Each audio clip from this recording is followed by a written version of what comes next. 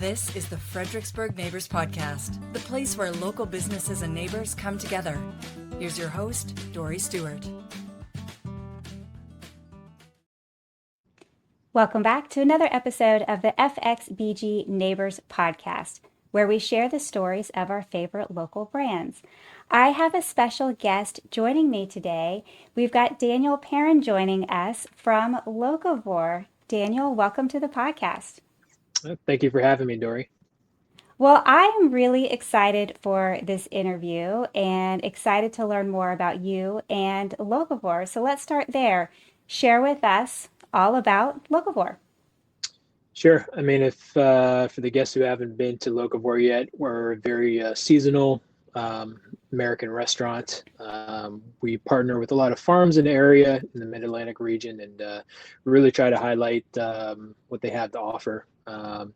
And if you are familiar with the space, we also have a rooftop bar as well, Folklore.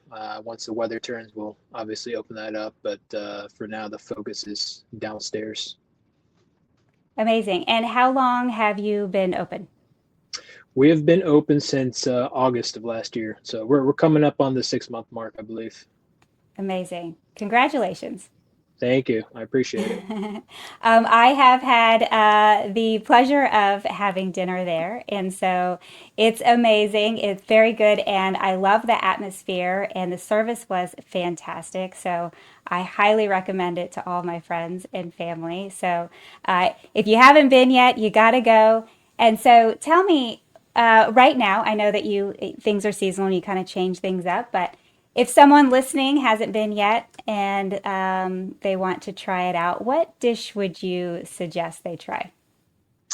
I think probably our number one hit is got to be the Kalbi Beef Skewers. It just kind of I don't think I've met someone who doesn't like Korean barbecue yet. So that's a little taste of Korean barbecue and kind of what I grew up with. But most tables get it. Everybody loves it for any kind of palate. So that's definitely something that I would recommend getting. Awesome. Awesome. So I want to dive deeper into your background. Tell me your story. I want to learn your journey and how that led you to opening this restaurant. Sure. Yeah, I'm a Virginia native. I've been cooking for what's going on almost 20 years now. A lot of it in DC. I was also the chef out at Trummers in Clifton, Virginia, so I'm pretty familiar with Clifton. But I've been doing the DC thing for about 10 years now. I learned under some really good chefs, worked at some really good restaurants, and it's kind of it's come full circle now that I've opened my own, and it just so happens to be in downtown Fredericksburg. Mm-hmm. I love that. And I saw that you are starting up your supper club. So share with us what that's all about. I just love that concept. Yeah, so I did it's not really a secret obviously anymore, but what I called the Secret Supper Club. So for about a year or so, I was the chef at Charlie Palmer Steakhouse in DC. We were closed for the weekends, which is very unusual for a restaurant. And I kind of found myself bored, and having every weekend off. I decided to kind of push myself and start the supper club at my house.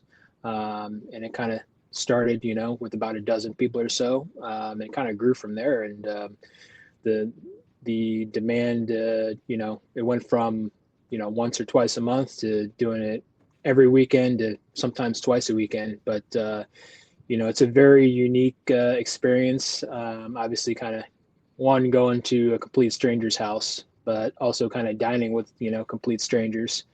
And, during that time I made a lot of great friends, and people also, connected and are, still friends today. So it was really, a great opportunity. One, not only to kind of showcase what I can really do, but it was kind of, it was a community gathering. People make connections and that, hold to this day. I love that concept so much, and we need more of that. We need more of bringing the community together. And I imagine you have some very loyal fans who are coming back and are excited for your supper club. Yeah, we have some very loyal fans, and our first one is this coming February 1st. It's a Sunday. We are, kind of bringing back that communal dining format inside the restaurant. But it's really about kind of, breaking bread, so to speak, amongst, strangers and some, familiar faces. But I really love that kind of aspect of community and people, really being able to connect and, you know, enjoy themselves over, great food and great company. Yeah, absolutely.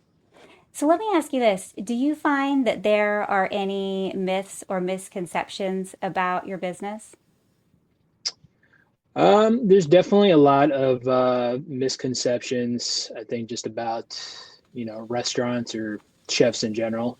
Hmm. Um, Probably the biggest one, I think, TV has a lot to do with it, that, it's a glamorous, you know, field.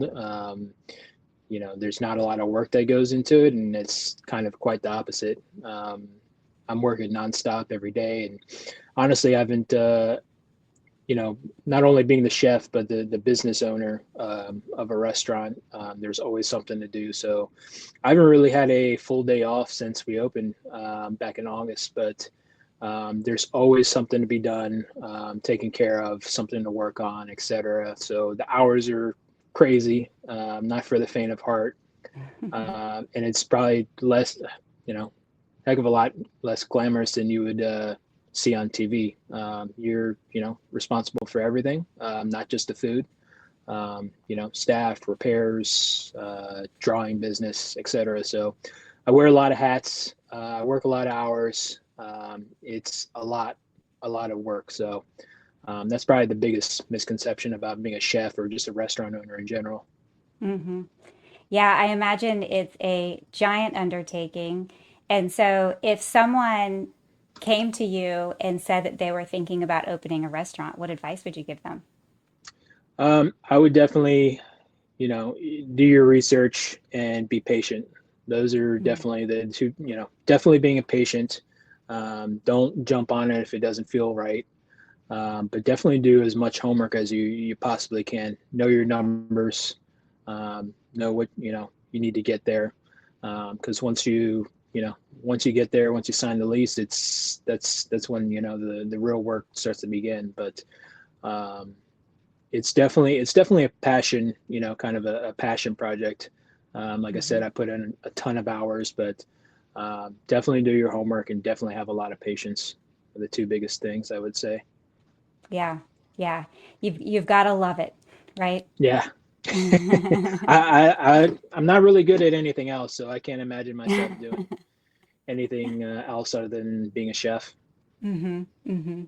What do you love most about locavore or being a chef? Um, I think the best part is obviously,